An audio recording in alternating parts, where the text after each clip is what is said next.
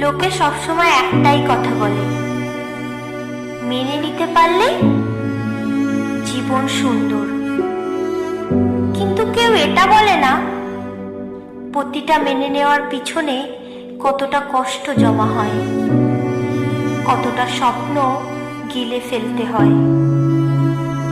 আমি তো মেনে নিয়েছি অপমান, অবহেলা, ভুল বোঝা, প্রিয় মানুষের বদলে যাওয়া, সবকিছুতেই মাথা নিচু করে চুপ থেকেছি। ভাবছিলাম একদিন না একদিন জীবন ঠিকই সুন্দর হবে, কিন্তু হয়নি।